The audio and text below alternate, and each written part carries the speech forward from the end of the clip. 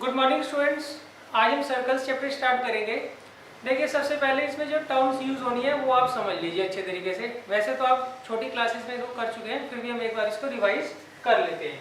सबसे पहले आता है सर्कल की डेफिनेशन क्या होती है। देखिए, सर्कल जो होता है वो लोकस होता है पॉइंट्स का। लोकस मतलब कलेक्शन होता है, सेट होता है पॉइंट्स का, और वो सारे के सारे पॉइंट्स जो होते हैं किसी एक पर्टिकुलर पॉइंट से इक्वल डिस्टेंस पर होते हैं। मान लीजिए ये सारे के सारे जो पॉइंट्स हैं वो इस पॉइंट से इक्वल डिस्टेंस पर हैं। दैट मीन्स यहाँ से यहाँ तक का डिस्टेंस नापिए, यहाँ से यहाँ तक का डिस्टेंस नापिए, यहाँ से यहाँ तक का डिस्टेंस, यहाँ से यहाँ तक का डिस्टेंस, यहाँ से यहाँ तक का डिस्टेंस, ये सारे के सारे डिस्टेंस क्या है, इक्वल है। तो उस केस में ये जो सेट ऑफ पॉइंट्स होंगे इसे हम बोलेंगे सर्कल, और जिस फिक्स पॉइंट से ये इक्वल डिस्टेंस पर होते हैं उसे बोलते हैं सेंटर ऑफ द सर्कल। तो ये डेफिनेशन हो गई सर्कल की और सेंटर ऑफ द सर्कल की। अच्छा, अब देखिए नेक्स्ट है कि ये जो आउटर बाउंड्री होती है सर्कल की, किसे हम बोलते हैं सरकमफ्रेंस। जो आउटर बाउंड्री होती है सर्कल की इसे हम बोलते हैं सरकमफ्रेंस। जो आउटर बाउंड्री होती है सर्कल की उसे हम क्या बोलते हैं, सरकमफ्रेंस। अब आता है कोड। देखिए, सरकमफ्रेंस के ऊपर आप कोई से दो पॉइंट्स ले लीजिए, इसे जब आप ज्वाइन करते हैं तो इससे जो लाइन बनती है उसे हम बोलते हैं कोड ऑफ अ सर्कल। उसे क्या बोलते हैं, कोड ऑफ अ सर्कल। तो कोड एक ऐसी लाइन होती है जो कि सरकमफ्रेंस पर कोई से आप दो पॉइंट्स ले लिए उनको ज्वाइन कर कर बनती है। अच्छा, एक बात ध्यान रखना, ये जो कोड होती है जितना सेंटर से दूर होती है उतनी तो इसकी लेंथ कम होती चली जाएगी, और जितना ये सेंटर के नजदीक आती है उतनी इसकी लेंथ क्या होती है, बढ़ती चली जाती है। और जो सबसे लंबी कॉर्ड होगी, सबसे लंबी लेंथ वाली जो कॉर्ड होगी वो हमेशा सेंटर से पास होती है, और उसको बोलते हैं डायमीटर ऑफ द सर्कल। उसे क्या बोलते हैं, डायमीटर ऑफ द सर्कल। जो लॉन्गेस्ट कॉर्ड होती है सर्कल की उसे क्या बोलते हैं हम, डायमीटर ऑफ द सर्कल। अच्छा, अब नेक्स्ट आता है सीकेंट एंड टेंजेंट। सीकेंट और टेंजेंट क्या होता है, देखिए मान लीजिए आपको एक सर्कल दे रखा है, यहाँ पर कोई एक्सटर्नल पॉइंट दे रखा है, यहाँ से एक आप लाइन ड्रॉ करिए जो कि सर्कल को जो दो जगह काटती है, दो जगह क्या करती है, इंटरसेक्ट करती है। तो इस केस में इसे हम क्या बोलेंगे, सीकेंट बोलेंगे। क्या बोलेंगे, सीकेंट। सीकेंट एक लाइन होती है जो आती तो एक्सटर्नल पॉइंट से है, मगर वो क्या करती है, सर्कल को दो पॉइंट्स पर क्या करती है, इंटरसेक्ट करती है। अब अगर मान लीजिए एक्सटर्नल पॉइंट से कोई लाइन आ रही है और वो सर्कल को सिर्फ टच करके निकल जाए तो उसे हम क्या बोलते हैं, टेंजेंट बोलते हैं। उसे हम क्या बोलते हैं, टेंजेंट। तो टेंजेंट एक ऐसी लाइन होती है जो आती तो एक्सटर्नल पॉइंट से है, मगर ये सर्कल को सिर्फ टच कर कर निकल जाती है। तो अब देखिए, सबसे पहले हमने सर्कल की डेफिनेशन की। सर्कल क्या होता है, डेफिनेशन आप लिख लीजिए, circle is a locus of a point equidistant from a fix point called centre.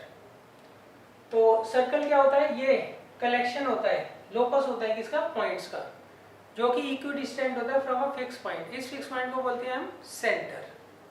Clear है।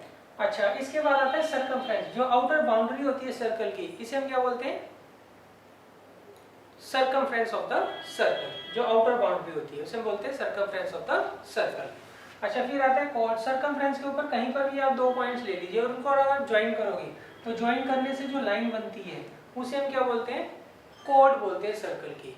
अच्छा, अब ये जो कोड होती है जितना ये सेंटर से दूर होगी उतनी इसकी लेंथ कम होती है, जितना ये सेंटर के नजदीक आती जाएगी उतनी इसकी लेंथ क्या होती है, बढ़ती चली जाती है। और जो सबसे बड़ी कोड होती है वो हमेशा सेंटर से पास होती है और उसको हम डायमीटर ऑफ द सर्कल भी बोलते हैं। फिर आता है सीकेंट। सीकेंट एक्सटर्नल पॉइंट से एक लाइन आती है जो कि सर्कल को दो जगह काटती है, उसे हम क्या बोलते हैं, सीकेंट। अच्छा, अब टेंजेंट। टेंजेंट भी एक्सटर्नल पॉइंट से एक लाइन आती है, मगर ये सर्कल को क्या करती है, सिर्फ टच कर कर निकल जाती है।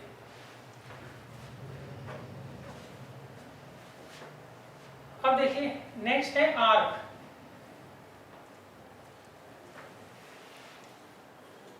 Arc of the circle.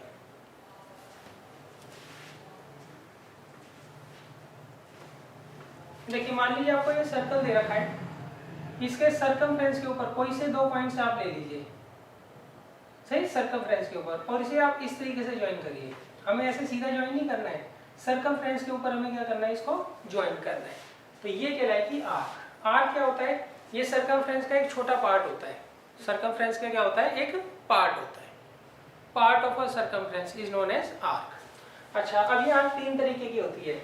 अब देखिए, इस आर्क की जो लेंथ है वो सरकमफ्रेंस जो है इसकी दे रखी है सर्कल की, उसके हाफ से कम है, तो इसे हम बोलेंगे माइनर आर्क, माइनर आर्क। अच्छा, अब अगर मान लीजिए आप ए बी, ये हम इस तरीके से ले रहे हैं, ए से बी, इस पॉइंट को ले रहा हूँ ए और इस पॉइंट को ले रहा हूँ बी, अब इसे ऐसे ज्वाइन करते हैं,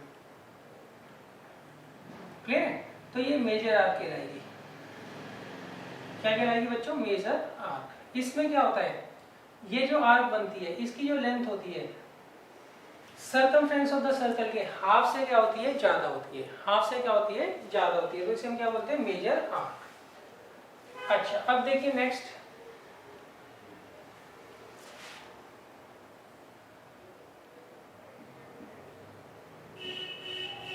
आपको एक सर्कल दे रखा है, अब इसके ऊपर आपने क्या किया, 2 पॉइंट्स ले लिए और इन दोनों पॉइंट्स को ज्वाइन कर लिया। अब ये जो आर्क है इसकी अगर लेंथ पूरे सरकमफ्रेंस की आधी है तो इसे हम क्या बोलेंगे, सेमी सर्कल। क्या बोलेंगे, सेमी सर्कल, सही। माइनर आर्क में क्या होता है, जो आर्क की लेंथ होती है वो जितनी सरकमफ्रेंस होती है उसके हाफ से कम होती है। यहाँ पर मेजर आर्क में आर्क की जो लेंथ होती है वो सरकमफ्रेंस ऑफ द सर्कल के हाफ से क्या होती है, ज्यादा होती है। अगर एग्जैक्ट हाफ हो आर्क की लेंथ तो उसे हम क्या बोलते हैं, सेमी सर्कल बोलते हैं। क्या बोलते हैं, सेमी सर्कल। अब देखिए कुछ एक टर्म्स हैं, वो जब आएंगी तो मैं आपको समझा दूंगा।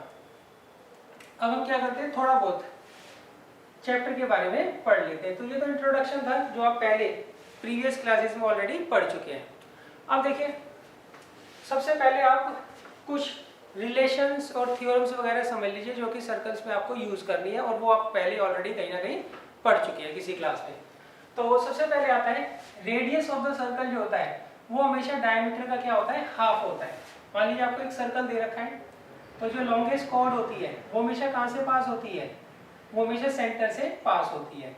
तो यहाँ पर ए बी जो है वो तो डायमीटर है, और ए सी और बी सी क्या है, वो रेडियस है। तो इस केस में रेडियस जो होगा किसका, सर्कल का, वो हाफ होता है किसके, डायमीटर के। तो यहाँ पे ए बी डायमीटर है, ए सी और बी सी क्या है, रेडियस है किसके, सर्कल के। तो यहाँ पर डायमीटर जो होता है वो हमेशा रेडियस का क्या होता है, डबल होता है। आप यही कह सकते हैं रेडियस जो होता है हाफ होता है किसका, डायमीटर का। तो सबसे पहला रिलेशन तो आपको ये देखना है। दूसरा होता है, अगर आप ये सर्कल दे रखा है, एक्सटर्नल पॉइंट से 2 टेंजेंट डालें, हमेशा आप किसी एक पॉइंट से 2 ही टेंजेंट डाल सकते हैं, किसके ऊपर, किसी सर्कल के ऊपर। तो इनकी लेंथ क्या होती है, हमेशा इक्वल होती है। आपको ये पॉइंट दे रखा है, यहाँ से आप हमेशा 2 ही टेंजेंट डाल सकते हैं किसी भी सर्कल पर, सही, मैक्सिमम 2 डाल सकते हैं। अच्छा, अब इन दोनों की लेंथ क्या होती है, हमेशा इक्वल होती है। तो यहाँ पर ए पी किसके बराबर होगा, ए बी के। रीजन क्या लिखोगे, the length of tangent, the length of tangents drawn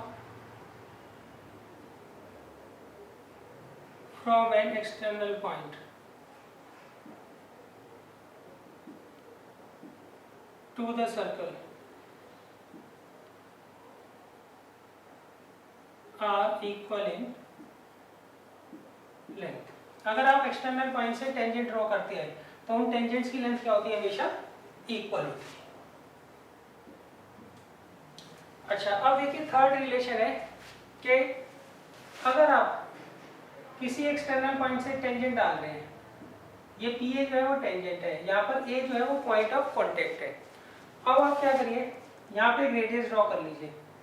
यहाँ पर ओ ए जो है वो रेडियस है किसकी, सर्कल की। तो इस केस में टेंजेंट और रेडियस के बीच का जो एंगल होता है वो हमेशा किसके बराबर होता है, 90 डिग्री के बराबर होता है। देखिए ऐसा होता है, आपको एक सर्कल दे रखा है, सर्कल के ऊपर आप टेंजेंट डालिए और एक रेडियस ड्रॉ कर लीजिए।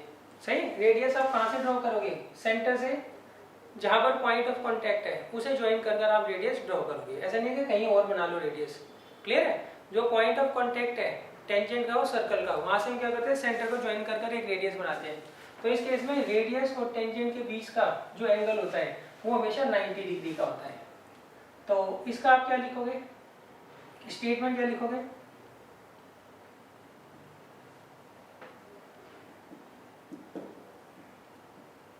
the tangent to the circle and radius of the circle are perpendicular to each other at the point of contact। मतलब ये एक दूसरे के क्या होते हैं, परपेंडिकुलर होते हैं। कहाँ पर, at the point of contact.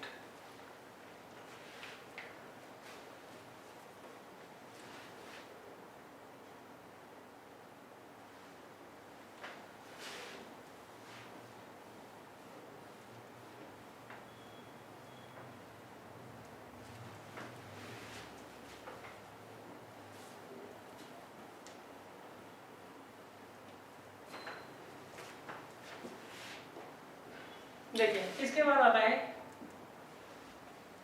मान लीजिए आपको एक सर्कल दे रखा है, यहाँ पर हम एक कॉर्ड खींचते हैं और सेंटर से अगर आप परपेंडिकुलर डालते हैं किसके ऊपर, कॉर्ड के ऊपर, तो वो कॉर्ड को हमेशा क्या करता है, बाइसेक्ट करता है।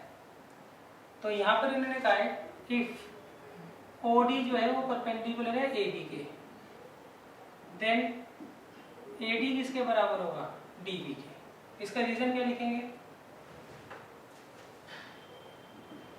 perpendicular from the center bisects the chord। अगर आप परपेंडिकुलर डालते हैं कहाँ से, सेंटर से, तो वो कॉर्ड को क्या करेगा, हमेशा बाइसेक्ट करेगा। फिफ्थ इसका कन्वर्स है। कन्वर्स ये कहता है, अगर आपको एक कॉर्ड दे रखी है और आप इसके मिड पॉइंट को, मान लीजिए डी जो है वो मिड पॉइंट है किसका, ए बी का, if A D is equal to D B. अब इस मिड पॉइंट को अगर आप सेंटर से ज्वाइन करते हैं, मिड पॉइंट को क्या करते हैं, सेंटर से ज्वाइन करते हैं, तो इस केस में सही ओडी जो है वो परपेंडिकुलर होगा किस पे, ए बी पर। मतलब ये दोनों एंगल क्या होंगे, 90 डिग्री के होंगे। क्लियर है, देखो ये थ्योरम कहती है, आपको एक कॉर्ड दे रखी है, सेंटर से आप परपेंडिकुलर डालिए, तो इस केस में क्या होगा, सेंटर से जब भी आप किसी कॉर्ड के ऊपर परपेंडिकुलर डालते हैं तो वो कॉर्ड को क्या करता है, बाइसेक्ट करता है। मतलब अगर ओडी जो है परपेंडिकुलर है एबी के, देन एडी किसके बराबर होगा, डीबी के। ये इसकी स्टेटमेंट है, perpendicular from the centre bisects the chord. अच्छा अब इसमें देखिए, अब अगर मान लीजिए आपको एक कॉर्ड दे रखी है, उसका आप मिड पॉइंट ले लीजिए, मिड पॉइंट को सेंटर से आप ज्वाइन करते हैं, तो इस केस में ओडी जो होगा वो परपेंडिकुलर होगा किसके, एबी के। इसकी स्टेटमेंट देख लीजिए, द लाइन ज्वाइनिंग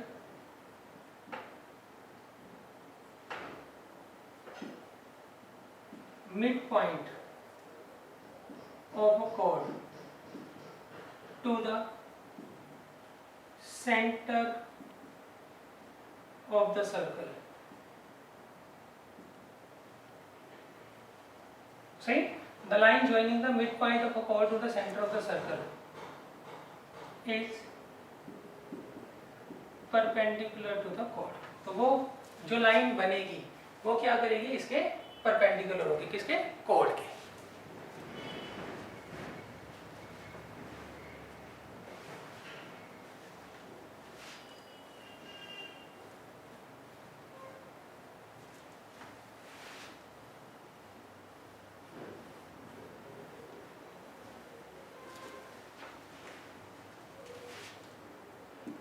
देखिए अब 6 है, angle in a semi circle मान लीजिए आपको एक ये डायमीटर ड्रॉ कर रखा है आपने।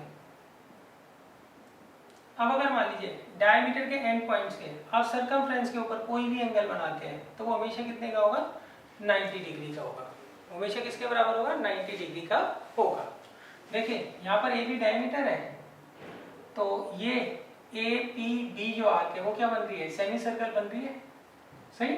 अब इस डायमीटर के एंड पॉइंट से सर्कमफ्रेंस पे आप कोई भी एंगल बनाओगे, चाहे आप यहाँ बना लीजिए चाहे यहाँ बना लीजिए, ये सारे एंगल कितने के होंगे, 90 डिग्री के होंगे। Reason, angle in a semi circle is a right angle. That means आपको एंगल ए पी बी कितना दे रखा है, 90 डिग्री के दे रखा है। अब देखिए नेक्स्ट है, मान लीजिए आपने एक आर्क ड्रॉ की, आर्क का नाम हमने ले लिया ए बी। अब इस ए बी आर्क से, सही, ए बी आर्क को बेस मानकर आप क्या करते हैं, सर्कमफ्रेंस के ऊपर दो एंगल बनाते हैं। तो ये दोनों एंगल क्या होंगे, हमेशा इक्वल होंगे। क्लियर। इसका रीजन क्या होगा, angle on the same segment are equal. यहाँ पर एंगल ए पी बी किसके बराबर होगा, एंगल ए क्यू बी के। Reason, angle on the same segment are equal. देखिए यहाँ पर हमने एक एंगल बनाया ए पी बी और दूसरा बनाया ए क्यू बी, दोनों का बेस तो ए बी है ना। क्लियर है। अच्छा, अब हमने आर्क ली ए बी, तो आर्क ए बी के एंड पॉइंट से हमने दो एंगल बनाए हैं, किस पे, सर्कमफ्रेंस पे। तो ये दोनों एंगल क्या होंगे, हमेशा इक्वल होंगे। रीजन क्या होगा, angle on the same segment are equal.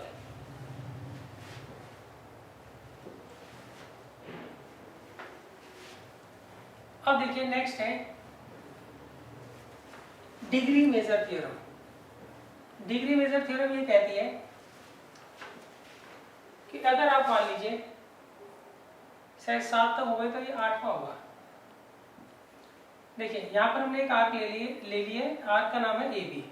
यहाँ से एक तो हम सेंटर पे एंगल बनाते हैं और एक सर्कमफ्रेंस के ऊपर बनाते हैं।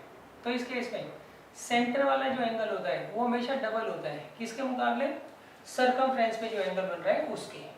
तो यहाँ पे एंगल ए ओ बी जो होगा वो ट्वाइस होगा एंगल ए पी बी के। सही। आप एक आर्क ले लीजिए, उस आर्क के एंड पॉइंट से एक तो सर्कमफ्रेंस पे एंगल बनाइए और एक सेंटर पे बनाइए। तो इस केस में सेंटर वाला एंगल हमेशा सर्कमफ्रेंस के मुकाबले क्या होता है, डबल होता है। रीजन लिखेंगे, डिग्री मेजर थ्योरम। पूरी स्टेटमेंट याद करने की जरूरत नहीं है इसकी। Degree measure theorem. क्लियर है। अच्छा, जरूरी नहीं है ये इसके सिर के ऊपर ही बने, सेंटर के, ऐसे भी बना सकते हैं।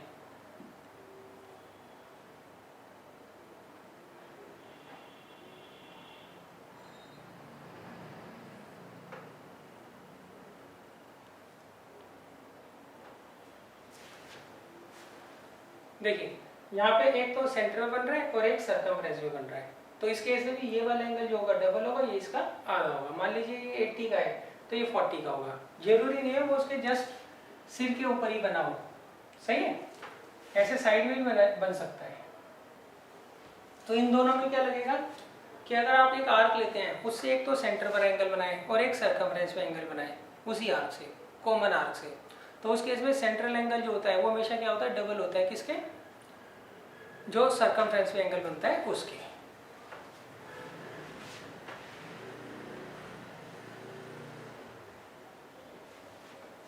अब देखिए नेक्स्ट है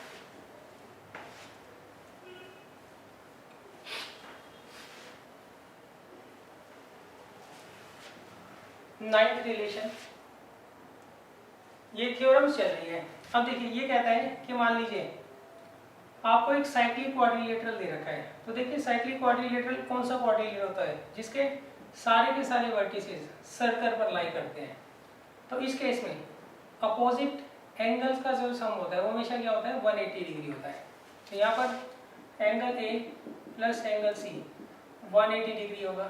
एंगल बी और एंगल डी ये भी कितना होगा 180 डिग्री होगा।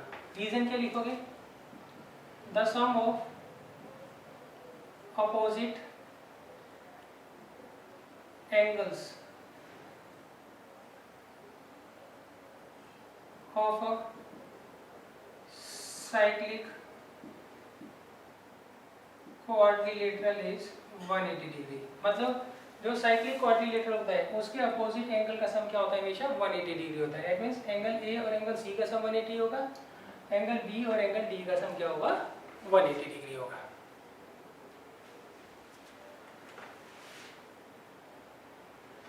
देखिए अभी मैं आपसे वही थ्योरम्स डिस्कस कर रहा हूँ जो बहुत ज्यादा यूज हुई है।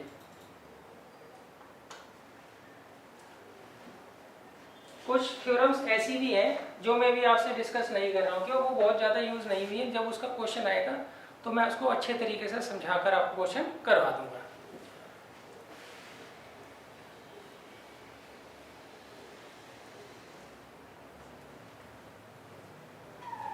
तो बच्चों ये जो है सारी की सारी कॉमन थ्योरम्स हैं या रिलेशंस हैं जो आपने अब तक पढ़े हैं। तो अभी मैं आपको कोई नया रिलेशन और थ्योरम नहीं करवा रहा हूँ, सही। जब यूज होगा तो मैं आपको प्रॉपरली समझा दूंगा। अब देखिए एक्सरसाइज 10.1 इसमें मैंने कहा है पहला क्वेश्चन में फर्स्ट क्वेश्चन क्या आता है, how many tangents can a circle have. एक सर्कल के ऊपर कितने टेंजेंट्स हो सकते हैं। क्लियर है। अच्छा देखिए आपको इसमें एक सर्कल दे रखा है और पूछा है उसके ऊपर आप कितने टेंजेंट्स ड्रॉ कर सकते हो। तो आप जितने मर्जी टेंजेंट्स ड्रॉ कर लीजिए, सही है। यहाँ पे ड्रॉ कर लीजिए ऐसे ऐसे, सही है। तो आप इनफाइनाइट मैनी टेंजेंट जो है आप सर्कल के ऊपर ड्रॉ कर सकते हैं। तो फर्स्ट क्वेश्चन का आंसर है इनफाइनाइट मैनी।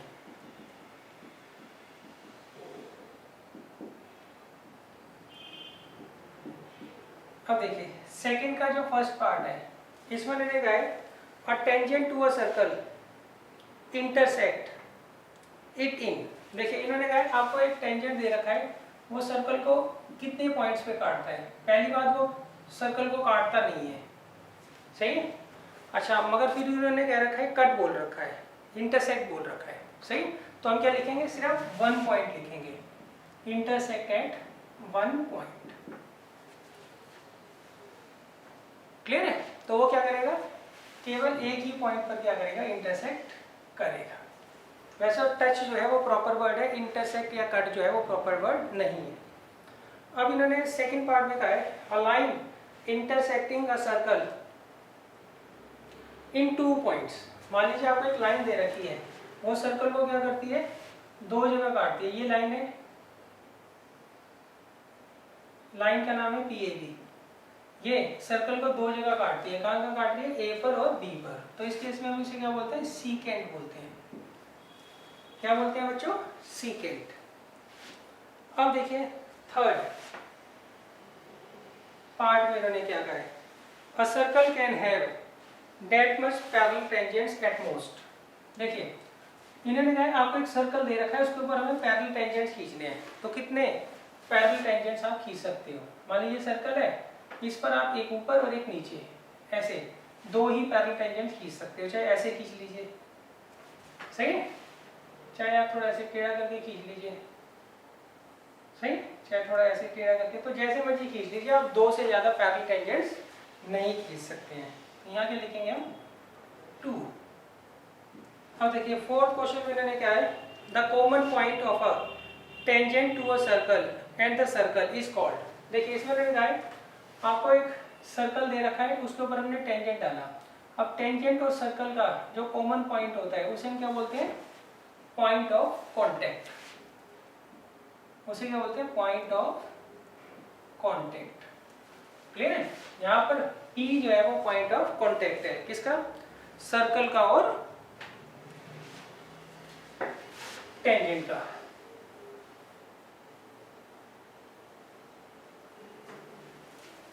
अब देखिए नेक्स्ट है क्वेश्चन नंबर 3। देखिए क्वेश्चन नंबर 3 में मैंने लिखा है और टेंजेंट पी क्यू, आपको एक टेंजेंट दे रखा है P Q at point P of a circle. सही, हमने एक टेंजेंट खींचा है पी क्यू, किस पॉइंट पर, पी पर, ऑफ रेडियस 5 सेंटीमीटर। इसकी जो रेडियस है वो 5 सेंटीमीटर आपको दे रखी है। क्लियर है? अच्छा, अब इसमें इन्होंने कहा है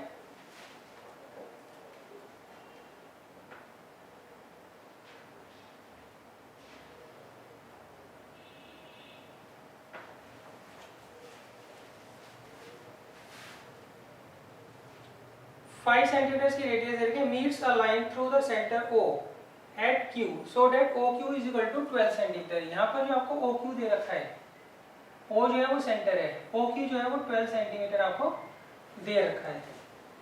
find the length of PQ, तो हमें क्या करना है, इस PQ की लेंथ फाइंड आउट करनी है। सही, देखिए इसमें आपको एक टेंजेंट दे रखा है PQ at point P। At word जो होता है ना वो हम यूज करते हैं पॉइंट ऑफ कांटेक्ट के लिए, तो यानी कि यहाँ पर P जो है वो पॉइंट ऑफ कांटेक्ट है और Q से हम क्या कर रहे हैं, टेंजेंट ड्रॉ कर रहे हैं। इसकी QP की लेंथ हमें क्या करनी है, फाइंड आउट करनी है। नेक्स्ट, सेंटर इसका O है, O से Q जो पॉइंट है वो 12 सेंटीमीटर के डिस्टेंस पर है, तो हमें क्या करना है, PQ जो है लेंथ फाइंड आउट करनी है, किसकी, टेंजेंट की। तो देखिए ये एंगल जो होगा वो 90 डिग्री का होगा, क्यों, रेडियस और tangent at the point of contact क्या होता है, 90 डिग्री का एंगल बनाते हैं। तो हम यहाँ लिखेंगे in triangle OPQ, angle OPQ जो है वो 90 डिग्री के बराबर है। रीजन लिख लोगे, रेडियस और टेंजेंट जो होते हैं at the point of contact क्या होते हैं, परपेंडिकुलर होते हैं, मतलब 90 डिग्री का एंगल आपस में बनाते हैं। क्लियर है? अच्छा, एक बात ध्यान रखना, इसकी फिगर ना इस तरीके से बनाते हैं कि हमें ये हाइपोटेन्यूज लग रहा होता है, सॉरी ये हाइपोटेन्यूज लग रहा होता है, सही, जबकि असलियत में होता ही हाइपोटेन्यूज है। सही, इसकी फिगर जो है वो बनाते ही गलत तरीके से, हर कोई इस तरीके से इसकी फिगर बनाता है। क्लियर है? तो इसमें आपको ये देखना, ये 90 डिग्री का एंगल है। नॉर्मली बच्चों को लगता है भाई ये स्लांटिंग लाइन है तो ये हाइपोटेन्यूज होगा, ऐसा नहीं होता है। आप गौर से देखो, ये एंगल 90 डिग्री का है, तो ये जो है सामने वाली जो साइड होगी वो क्या होगी, हाइपोटेन्यूज होगी। तो ये नॉर्मल मिस्टेक है, हर कोई करके आता है, तो इसमें आप ध्यान रखिएगा। तो अब देखिए, अब हम लेंगे इन ट्रायंगल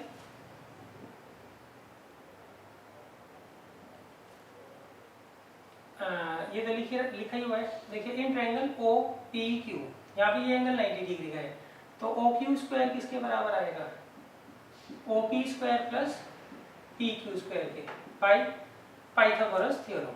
तो ये दे रखा है 12 का स्क्वायर, OP हमें दे रखा है 5 का स्क्वायर, हमें क्या निकालना है, PQ निकालना है। तो 144 माइनस 25 किसके बराबर आ गया, PQ स्क्वायर के। तो PQ कितना आएगा, √190 सेंटीमीटर। क्लियर है बच्चों? तो ये आपको ध्यान रखना है, एंगल ये 90 डिग्री का है तो ये हाइपोटेन्यूज है। सही है, बच्चों को नॉर्मली ये हाइपोटेन्यूज लगता है, देखने से तो यही लग रहा है ना। क्लियर है? तो ये आपको ध्यान रखना है, ये हाइपोटेन्यूज जब हो सकता है जब ये एंगल 90 का हो, मगर यहाँ पर ये वाला एंगल 90 का है, तो इसका मतलब ये हाइपोटेन्यूज होगा। तो यहाँ पे जो लेंथ होगी टेंजेंट की वो क्या आएगी, √190।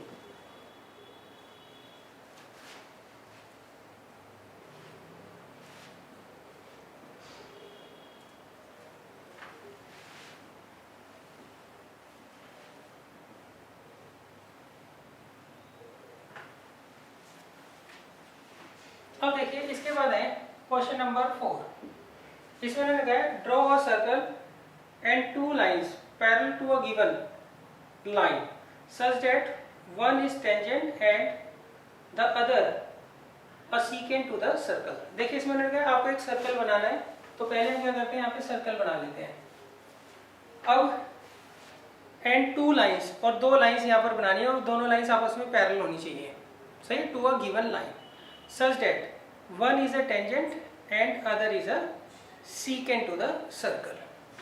अब देखिए यहाँ पर हमने एक सर्कल ले लिया और एक लाइन ले ली। अब इस लाइन के पैरेलल 2 लाइंस बनानी है, उनमें से एक तो इसकी टेंजेंट होनी चाहिए और एक क्या होनी चाहिए, इसकी सीकेंट होनी चाहिए। तो टेंजेंट क्या होगा, टेंजेंट वो लाइन होती है जो एक्सटर्नल पॉइंट से आती है और सर्कल को टच कर कर निकल जाती है। सीकेंट एक ऐसी लाइन होती है जो एक्सटर्नल पॉइंट से आती है और सर्कल को दो जगह क्या करती है, इंटरसेक्ट करती है। अब हमें क्या करना है, इस लाइन के पैरेलल दो लाइंस बनानी है। एक तो इसके पैरेलल होनी चाहिए, तो सॉरी, एक तो इस पे टेंजेंट होनी चाहिए सर्कल पर और दूसरी क्या होनी चाहिए, सीकेंट होनी चाहिए। तो देखिए इसके लिए आपको कंस्ट्रक्शन का सामान चाहिए होगा, सही। तो मैं अभी आपको ऐसे ही रफली बता रहा हूँ, बाकी कंस्ट्रक्शन चैप्टर जब हम करेंगे तो उसमें मैं ये क्वेश्चन आपको दोबारा से करवा दूंगा। क्लियर है? अच्छा, पहले तो आप पैरेलल लाइंस की प्रॉपर्टीज याद कर लीजिए। उसमें कॉरस्पॉन्डिंग एंगल्स इक्वल होते हैं और ऑल्टरनेट इंटीरियर एंगल्स जो होते हैं वो भी क्या होते हैं, इक्वल होते हैं। तो इसके लिए बच्चों हम क्या करेंगे, यहाँ पर कोई पॉइंट ले लीजिए, उसको आप क्या करिए, सेंटर से ज्वाइन कर दीजिए। क्लियर है? अब ये आपका पॉइंट ऑफ कांटेक्ट आ गया। यहाँ पर अगर आप, सही, क्लियर है, यहाँ पर अगर आप 90 डिग्री का एंगल बनाओगे तो वो अपने आप ही क्या होगी, टेंजेंट बन जाएगी इस सर्कल की। तो 90 डिग्री का एंगल तो आपको बनाना आता है। ये आप पॉइंट ले लीजिए। पहले देखिए ये आपको गिवन लाइन है, इस गिवन लाइन के ऊपर कोई भी पॉइंट ले लीजिए, उसको सेंटर से ज्वाइन कर दीजिए। सही। अब ये जो कंस्ट्रक्शन से हमने लाइन बनाई है, ये सर्कल को कहीं ना कहीं तो काटेगी, यहाँ पर काट रही है। अब इस पॉइंट पर आप 90 डिग्री का एंगल बना दीजिए। वो हम कैसे करेंगे, कंपास की टिप यहाँ रखेंगे और पेंसिल की टिप यहाँ रखेंगे और ऐसे एक आर्क लगा देंगे। तो पहली आर्क 60 की और दूसरी 120 की, इन दोनों को जब आप काटोगे तो वो कितने का बन जाएगा, 90 डिग्री का एंगल बन जाएगा। सही। अब देखिए इस केस में ये लाइन जो है इसके पैरेलल है और ये लाइन इस सर्कल पर क्या है, टेंजेंट है। तो पहली लाइन तो हमने ड्रॉ कर दी, सही। अब हमें क्या करना है, दूसरी लाइन ड्रॉ करनी है जो कि सीकेंट हो, जो कि क्या हो, सीकेंट हो, किस पर, सर्कल पर ऊपर, सही, और इसके पैरेलल हो, सही। उसके लिए आप क्या करो, यहाँ पर कोई पॉइंट ले लीजिए आप इसी लाइन के ऊपर, सही। वहां पर भी आप क्या करिए, 90 डिग्री का एंगल बना दीजिए। कितने का, 90 डिग्री का एंगल बना दीजिए और उसे जब आप ज्वाइन करोगे तो वो क्या होगी, सीकेंट होगी। वो क्या होगी, सीकेंट होगी। क्लियर है बच्चों? तो ये आपको ध्यान रखना है, सही। एक बार मैं आपको दोबारा समझा देता हूं।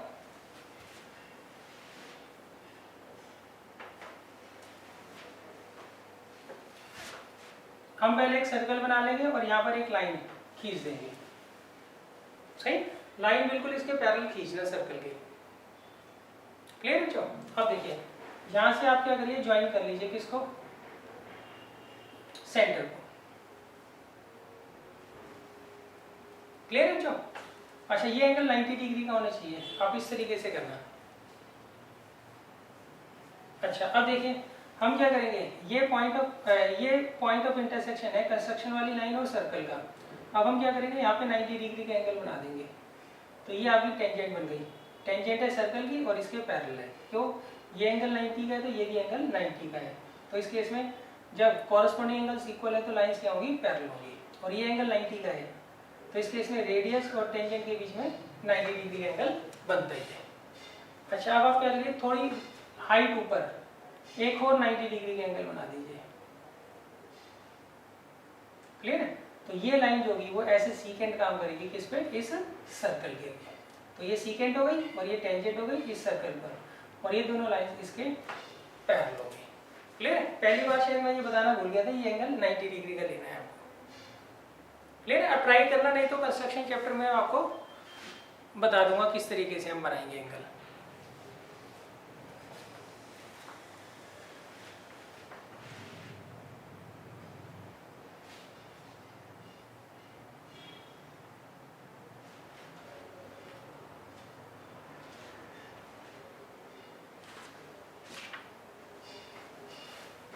अब देखिए इसके बाद है थ्योरम।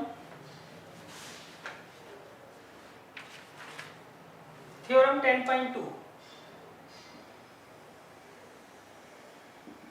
देखिए थ्योरम 10.2 में इन्होंने कहा है the length of tangents drawn from external point to the circle are equal in length. देखिए इन्होंने कहा है आपको एक सर्कल दे रखा है, इसके एक्सटर्नल पॉइंट से हम क्या करते हैं, दो टेंजेंट ड्रॉ करते हैं।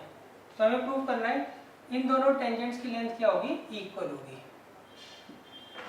दोनों टेंजेंट्स की लेंथ क्या होगी, इक्वल होगी, हमें प्रूव करना है। तो देखिए इसे आप ज्वाइन कर लीजिए, इसे ज्वाइन कर लीजिए और इसे ज्वाइन कर लीजिए। ये एंगल 90 का होगा, क्यों, टेंजेंट और रेडियस परपेंडिकुलर होते हैं at the point of contact. ये एंगल सॉरी ये लाइन और ये लाइन ये भी आपस में परपेंडिकुलर होंगे, क्यों, ये तो रेडियस है और ये टेंजेंट है, और रेडियस और टेंजेंट के बीच का एंगल हमेशा क्या होता है, 90 डिग्री का होता है। क्वेश्चन एक बार दोबारा समझ लीजिए। थ्योरम 10.2 कहती है, ये आपको सर्कल दे रखा है, एक्सटर्नल पॉइंट से हमें दो टेंजेंट डालने हैं और हमें प्रूव करना है इन दोनों की लेंथ क्या होगी, इक्वल होगी। तो सबसे पहले देखिए गिवन लिखते हैं, गिवन होगा circle with centre O and radius R। ये शॉर्ट में लिखते हैं इस तरीके से, सही, इन विच PA and PB are two tangents to the circle to prove। हमें बच्चा प्रूव क्या करना है, PA जो है वो PB के बराबर होगा। कंस्ट्रक्शन में देखिए, join OP OA and OB। अब देखिए प्रूफ, हम लेंगे in triangle PAO and triangle PBO। इन दोनों ट्रायंगल्स को कॉन्ग्रुएंट करेंगे। कैसे करेंगे, OA जो है वो OB के बराबर है, radius of the same circle, clear बच्चों, और एंगल 1 जो है एंगल 2 के बराबर है, ईच 90 डिग्री, क्लियर बच्चों, और OP is equal to OP common. Therefore triangle PAO जो है कॉन्ग्रुएंट होगा PBO के बाई RHS। तो जब RHS से दोनों ट्रायंगल कॉन्ग्रुएंट हो गए तो CPCT से PA बराबर PB।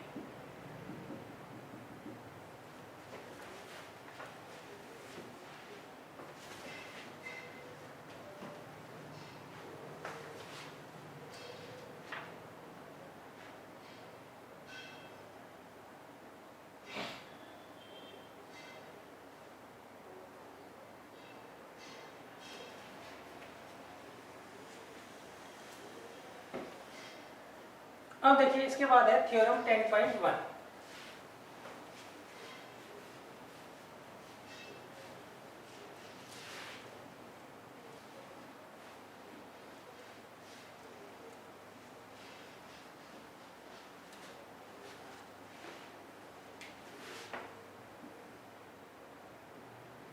देखिए थ्योरम 10.1 क्या कहती है, the tangent at any point of a circle, सही, the tangent at any point of a circle is perpendicular to the radius through the point of contact. देखिए इसमें मैंने लिखा है, आपको एक सर्कल दे रखा है, इसके ऊपर आप कोई टेंजेंट ड्रॉ कर लीजिए। तो इस केस में ये रेडियस के साथ 90 डिग्री के एंगल क्या करेगा, फॉर्म करेगा। ये चीज हमें क्या करनी है, प्रूव करनी है। ये एंगल 90 डिग्री का होगा, सही। एक बार स्टेटमेंट दोबारा देख लेते हैं, the tangent at any point of a circle, सही, is perpendicular to the radius through the point of contact. मतलब रेडियस और टेंजेंट के बीच में 90 डिग्री का एंगल बनता है। ये हमें क्या करना है, यहाँ पर प्रूव करना है। तो देखिए सबसे पहले गिवन वही circle with centre O and radius R, clear है। Next, and PA is the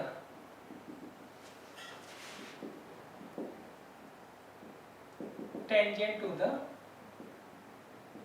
circle. अब देखिए टू प्रूव, हमें प्रूव करना है OA जो है वो परपेंडिकुलर है PA के।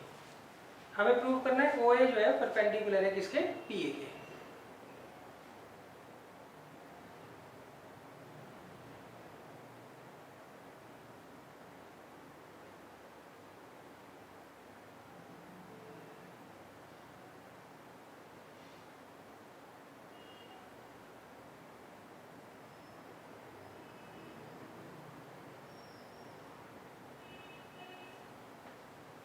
क्लियर है।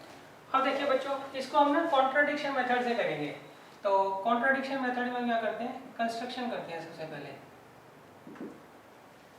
कंस्ट्रक्शन में हम क्या करते हैं, Q कोई पॉइंट ले लेते हैं आउटसाइड द, इस टेंजेंट के ऊपर ही हम कोई पॉइंट ले रहे हैं Q, सही है, और Q जो पॉइंट है वो क्या है, आउटसाइड द सर्कल है, और इसे ज्वाइन कर देते हैं। क्लियर है? तो अब देखिए, तो यहां हम मान लेंगे टेक कंस्ट्रक्शन में, take any point Q on PA, सही। यहां पे लिखेंगे आउटसाइड द सर्कल।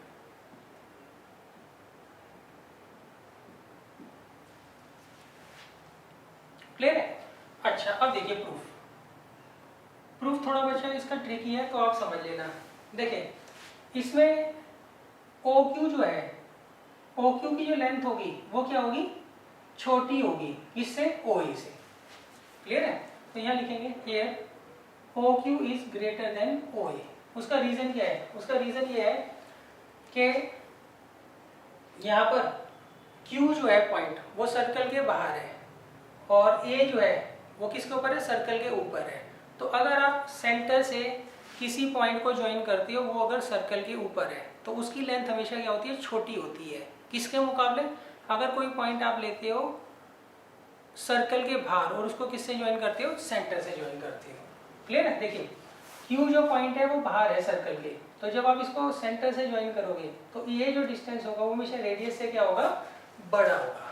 तो इसलिए यहाँ पर OQ जो होगा वो क्या होगा, बड़ा होगा, किससे, OA से। सही से? क्लियर है? अच्छा, तो हम लिखेंगे it is true for all the points which lies on PA and are outside the circle. तो अब देखिए, Q की जगह आप कोई भी पॉइंट ले लीजिए, सही। मान लीजिए मैं S ले लेता हूँ, फिर इसे ज्वाइन करता हूँ, तो इस केस में OS जो होगा वो बड़ा होगा किसके, OA से। ऐसे मैं यहाँ पे कोई पॉइंट T ले लेता हूँ, उसको ज्वाइन कर लेता हूँ O से। अब ये जो OT होगा ये बड़ा होगा किससे, OA से। क्लियर है? तो इसका मतलब it is true for all the points which lies on PA and are outside the circle. Clear है? तो ये उन सारे के सारे पॉइंट्स के लिए सेटिस्फाई होगी कंडीशन, जो पॉइंट्स आप क्या करते हो, टेंजेंट के ऊपर लेते हो और वो पॉइंट्स सर्कल के बाहर होते हैं। तो that implies OA is the shortest distance between O and PQ। तो इसका मतलब OA जो है वो सबसे छोटा डिस्टेंस है किस किस के बीच में, पॉइंट O और लाइन PA के बीच में। क्लियर है? अच्छा, हमने एक फॉर्मूला पहले पढ़ा हुआ है, थ्योरम पढ़ी हुई है कि जो शॉर्टेस्ट डिस्टेंस होता है बिटवीन पॉइंट एंड लाइन, वो हमेशा क्या होता है, परपेंडिकुलर होता है, किस पर, लाइन पे। दैट इम्प्लाइज OA जो है वो परपेंडिकुलर है किस पे, PA पर। यही हमें प्रूव करना था। सही, रीजन लिख देना, as we know that perpendicular distance between the shortest distance between a point and a line is perpendicular distance, therefore OA जो है वो perpendicular है PA पर। यही हमें क्या करना था, प्रूव करना था कि OA जो है वो PA पर क्या होगा, perpendicular होगा।